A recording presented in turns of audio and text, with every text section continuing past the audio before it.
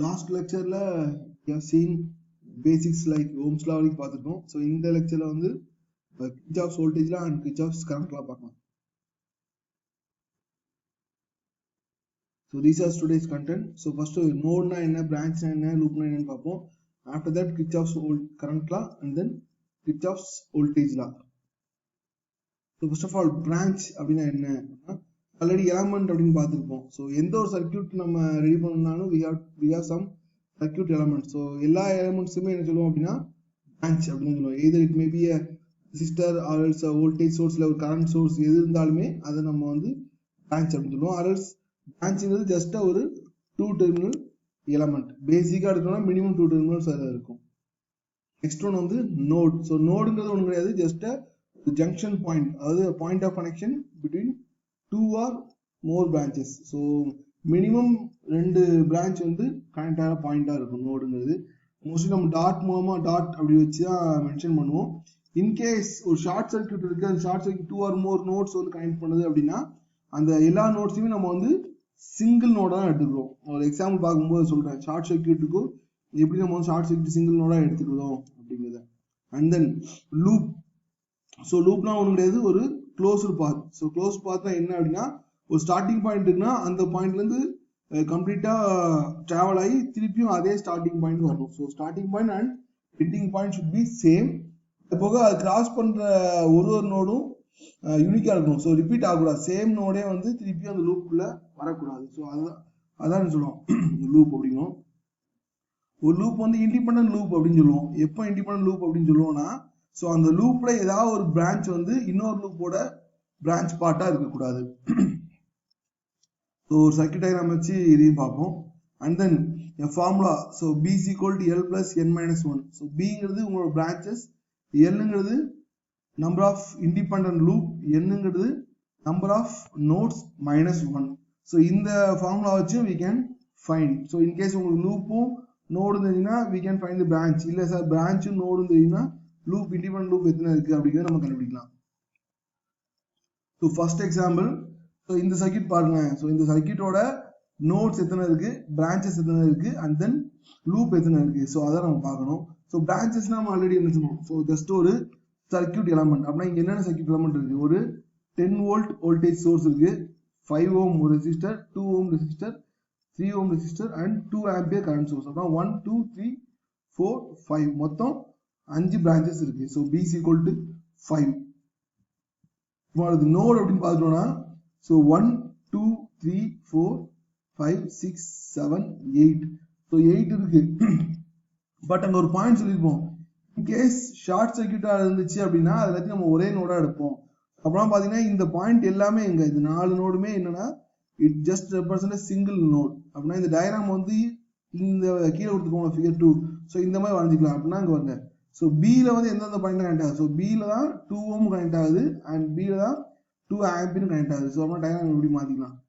So பியிலேருந்து 5 ohm 2 ohm 3 ohm and 2 ampere. So இதே டயக்ராமை we have read on like this. Similarly for C. So சிக்கும் அதே மாதிரி வரைஞ்சிருக்கோம்.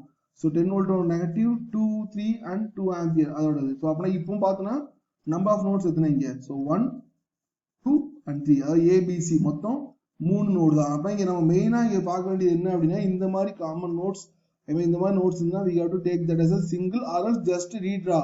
இந்த மாதிரி ரீட்ரா பண்ணினா ஈஸியா கண்டுபிடிச்சிக்கலாம். And then independent loops. So independent லூப்னா பாருங்களேன். ஸோ ஏ ஸ்டார்ட் ஆகுது, A B, so C again A. So அப்படின்னா இது ஒரு லூப்.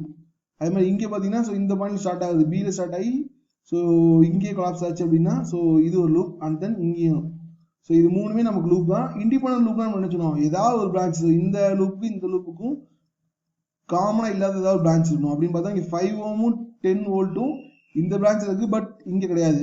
அதே மாதிரி இங்க 3 ஓம் இருக்கு, அது இந்த லூப்ல வராது. இந்த 2 ஓம் இந்த லூப்ல வராது. ஸோ அப்படின்னா இது மூணுமே என்னது independent loop. So 1 2 3. So 3 independent loop. So formula apply பண்ணாலும் பாருங்க, L is equal to 3 N is equal to 3 minus 1 போட்டா பிரான்ச்சஸ் 5. ஸோ நம்ம கண்டுபிடிச்ச 5 பிரான்ச்சஸ். So prove. ஸோ இந்த எக்ஸாம்பிள் அதே மாதிரி கண்டுபிடிக்கலாம். ஸோ நம்பர் ஆஃப் பிரான்ச்சஸ் எத்தனை இங்கே. ஸோ சர்க்யூட் எலமெண்ட்ஸ் என்ன இருக்குப்பா, 10 வோல்ட் 2 ஆம்பியர் 5 ஓம் 6 ஓம். அப்புறம் மொத்தம் 4 பிரான்ச்சஸ் இருக்கு. So branches equal to 4. Loops எத்தனை இருக்கு. ஸோ இது ஒரு லூப், இது ஒரு லூப், அதாவது இண்டிபெண்டன்ட் லூப். ஸோ அப்படின்னா இண்டிபெண்டன்ட் லூப்ஸ் வந்து 2. So number of nodes, so 1 2 இது 2 கனெக்ட் பண்ணுறது இங்கே ஒரு பாயிண்ட் 1, அதே மாதிரி இது 2 கனெக்ட் பண்ணுறதுக்கு இங்கே ஒரு பாயிண்ட் 2. ஸோ அதே தான் இங்கேயும் வரும். ஸோ சேம் தான் 2 தான். அண்ட் தென் கீழே எப்பவுமே காமன் ஒரு நோடு இருக்கு. ஸோ 1 அப்புறம் மொத்தம் 3 நோடு இருக்கு. So 1 2 and 3. So branches 1 2 3 4. So loop 2. So similarly this one. So இங்கே பார்த்தீங்கன்னா branches 1 2 3 4 5 மொத்தம் 5 பிரான்ச் இருக்கு. லூப்னு பார்த்தோம்னா ஸோ இது ஒரு லூப் 1, இது ஒரு லூப் 2 அண்ட் இது 1 3, மொத்தம் 3 லூப் இருக்கு. ஸோ நோடுன்னு பார்த்தீங்கன்னா ஸோ இவர் ஒருத்தர் நம்பர் 1, அடுத்து இவங்க 2 சேர்ந்து நம்பர் 2, இது 2 சேர்ந்து நம்பர் 3, அப்புறம் மொத்தம் 3 நோட்ஸ் இருக்கு. ஓகேவா? So node 1 2 3. So Kirchhoff's current law. So மெயினா இந்த 2 லா தான் நமக்கு இனிமேல் வரக்கூடிய கான்செப்ட் எல்லாத்துக்குமே ஒரு பேஸாவே இருக்கும். கிர்ச்சாஃப்ஸ் கரண்ட் லா வந்து mainly based on law of conservation of charge. So இது வந்து ஒரு 1 mark question. So law of conservation charge என்ன சொல்லுது அப்படின்னா, so algebraic sum of charge, எந்த ஒரு சிஸ்டம் எடுத்தாலும் அதில் உள்ள எல்லா சார்ஜஸை நம்ம சம் பண்ணாலும் அதோட வேல்யூஸ் சேஞ்ச் ஆக கூடாது, it will B remain same. So Kirchhoff's first லா என்ன சொல்றாங்க அப்படின்னா, algebraic sum of currents entering a node or a closed boundary is 0. So ஏதாவது நோட் பாயிண்ட் எடுத்தீங்க அப்படின்னா அந்த நோடுக்குள்ள வர எல்லா கரண்ட்டையும் நம்ம ஆட் பண்ணோம். இங்கே அல்ஜிபிரிக் சம் கொடுத்துருக்காங்க. அல்ஜிபிரிக் சம்னா இட் கேன் பி நெகட்டிவாகவும் இருக்கலாம். ஜஸ்ட் ஆட் பண்ணோம் அப்படின்னா it value will be equal to 0. மேத்தமெட்டிக்கலாக சொன்னோம்னா summation of n is equal to 1 to capital N, I of n is equal to 0. So என்னங்கிறது capital என்னங்கிறது உங்களோட number of branches, அந்த நோட்ல connect ஆகிக்கூடிய நம்பர் ஆஃப் பிரான்ச்சஸ். ஸ்மால் என்னங்கிறது எந்த நோட்ல நமக்கு சாரி ஸோ ஒரு நோட்ல எத்தனாவது பிரான்ச் அப்படிங்கிறத கனெக்ட் பண்ணது தான் ஸ்மால் என். ஸோ இங்க வந்து நம்ம என்ன சொல்லிட்டோம், அல்ஜிபிரிக் சம் சொல்லிட்டோம். அப்படின்னா எப்போ சார் பாசிட்டிவ் போடும் எப்போ நெகட்டிவ் போடும் அப்படின்னா, ஸோ நம்ம எடுத்துக்கிறது தான். ஸோ இப்போ நோட் எடுக்கணும், அந்த நோட்ல என்டரிங் பாயிண்ட் வந்து we can take that as a positive. அதே அந்த நோட விட்டு வெளியே போகுது அப்படின்னா we can take that as a negative. So entering may be regarded as positive and leaving may be regarded as negative. So அப்படின்னா இந்த லா வந்து இப்படியும் மாற்றி எழுதலாம். எப்படின்னா sum of current entering a node is equal to sum of current leaving the node. ஏன்னா algebraic sum is equal to 0ங்கிறப்போ நெகட்டிவ்ல ஒரு side கொண்டு வந்துட்டோம் அப்படின்னா என்டரிங்கும் லீவிங்கும் ஈக்குவலா இருக்கணும். So this is alternative form of KCL. So for example, so இப்போ இந்த நோடுல மொத்தம் 5 பிரான்ச் கனெக்ட் பண்ணிக்காங்க. ஸோ டைரக்ஷன் கொடுத்தாச்சு. ஸோ எதெல்லாம் வந்து என்டரிங் ஆகுது பாருங்க. So I1 entering the node, I2 leaving, I3 entering, I4 entering and I5 leaving. So அப்புறம் லீவிங் நம்ம நெகட்டிவ் எடுத்துட்டோம் அப்படின்னா what will be our formula? Algebraic sum I1 minus I2 plus I3 plus I4 minus I5 is equal to 0. இல்லை sir நம்ம rearrange பண்ணி leaving equal to entering எடுத்தோம் அப்படின்னா, so entering வந்து I1 I3 I4 entering the node, leaving வந்து I2 and I5. So இந்த மாதிரி நம்ம எழுதலாம். ஸோ அதே மாதிரி நெக்ஸ்ட் சர்க்யூட். ஸோ இந்த சர்க்யூட்ல நமக்கு என்ன கேட்டிருக்காங்க அப்படின்னா, ஃபைண்ட் தி ஈக்குவலன்ட் கரண்ட் சோர்ஸ். ஸோ இந்த ஐடியோட வேல்யூ எவ்வளோ அப்படின்னு கேட்டாங்க. ஸோ இந்த நோடு நம்ம எடுத்துட்டோம், காமன் நோட எடுத்தோம்னா so I1 entering, I3 entering, so I2 leaving அப்படின்னா அதே மாதிரி ஐடியும் லீவிங். ஸோ ஃபர்ஸ்ட் எழுதணும் அப்படின்னா நோட் ஏ, இந்த நோடு ஏ தான் எடுத்துருக்கோம். ஸோ ஐடியும் I2வும் லீவிங் பாயிண்ட், I1ம் I3 என்டரிங் பாயிண்ட். ஸோ அதை வந்து ஐடின்னு மாற்றிருக்கோம். ஸோ ஜஸ்ட் I2 மட்டும் கொண்டு வந்திருக்கோம்.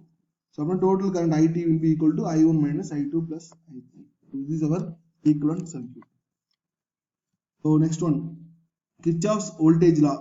அங்க எப்படி conservation of charge அப்படின்னு சொன்னோம், இங்க வந்து conservation of energy. So ஒரு இடத்துல இருந்து இன்னொரு இடத்துல வோல்டேஜ் டிரான்ஸ்ஃபார்ம் ஆகுது தவிர நம்ம வோல்டேஜ் எங்கேயுமே வந்து 0 அந்த மாதிரி ஆகாது. ஸோ இங்க என்ன சொல்றோம் அப்படின்னா, ஒரு க்ளோஸ் லூப் எடுத்துட்டோம், ஒரு க்ளோஸ் பார்த்தா க்ளோஸ் லூப் எடுத்துட்டு அதோட எல்லா வோல்டேஜையும் algebraic sum of all voltages.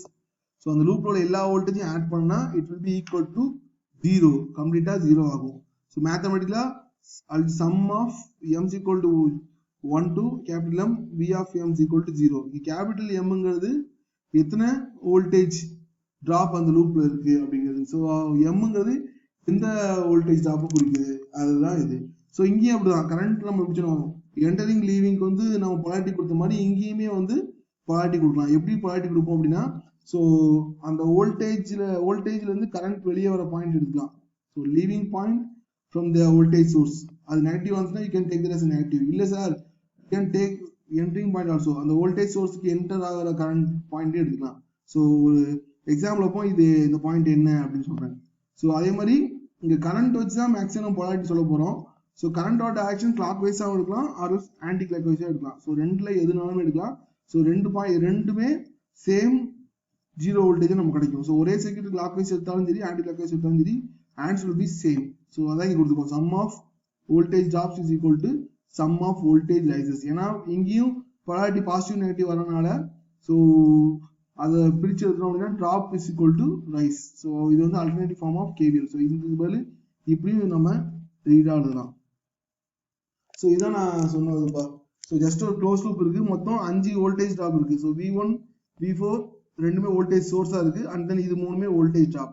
So இங்க வந்து கரண்ட் வந்து கிளாக் வைஸ் மோஸ்ட்லி நம்ம பார்க்க எல்லா சர்க்யூட்டுமே கரண்டோட டைரக்ஷன் கிளாக் வைஸ் தான் எடுத்திருக்கோம். ஸோ கிளாக் வைஸ் தான் எப்பவுமே எடுப்போம். ஸோ அதே ஃபாலோ பண்ணுவோம். ஸோ இங்க வந்து நீங்க எய்தர் இப்போ கரண்ட் இங்க போகுது அப்படின்னா லீவிங் பாயிண்ட் பாத்தீங்கன்னா பிளஸ், இங்கே லீவிங் பாயிண்ட் பார்த்தீங்கன்னா minus minus plus minus. So அப்படின்னா லீவிங் பாயிண்ட் எடுக்கலாம். ஆர்எல்ஸ் என்டரிங் பாயிண்ட் என்டர்னா இங்க கரண்ட் எங்க என்டர் ஆகும், ஃபர்ஸ்ட் மைனஸ்ல என்டர் ஆகும், இங்க பிளஸ்ல என்டர் ஆகும். ஸோ அந்த மாதிரி என்டரிங் பாயிண்ட் எடுத்துக்கலாம். ஸோ இந்த ஃபார்முலா வந்து பேஸ்ட் ஆன் என்டரிங் பாயிண்ட். அப்படின்னா minus V1 plus V2 plus V3 minus V4 plus V5. So அந்த மாதிரி எழுதிருக்காங்க. ஸோ அதுல வந்து இங்க மைனஸ் எல்லாத்தையும் நம்ம என்ன சொல்றோம் அப்படின்னா வோல்டேஜ் ட்ராப் அப்படின்னு சொல்றோம். ஸோ அதுல இருந்து தனித்தனியா ரீஅரேஞ்ச் பண்ணிருக்காங்க. And then find the equivalent voltage source. So இந்த பாயிண்ட்ல VAB நமக்கு என்னன்னு கேட்டிருக்காங்க. ஸோ அப்படின்னா இதுக்கு வந்து KVL அப்ளை பண்ணோம் அப்படின்னா ஸோ இஃப் நம்ம என்ட்ரிங் லீவிங் பாயிண்ட் எடுத்துட்டோம் என்ட்ரிங் பாயிண்ட் எடுத்தோம் அப்படின்னா so minus VAB plus V1 plus V2 minus V3 is equal to 0. So அதுல இருந்து ஜஸ்ட் ஃபைண்ட் தி VAB அப்படி கண்டுபிடிச்சோம்னா so minus VAB plus V1. So நமக்கு என்னது VAB தான் தேவைப்படும். VAB is equal to V1 plus V2 minus V3. So this is our formula or else equivalent voltage source. So these are the reference. So next lecture we will see most of the solved example based on KCL, KVL and Ohm's law. Thank you guys.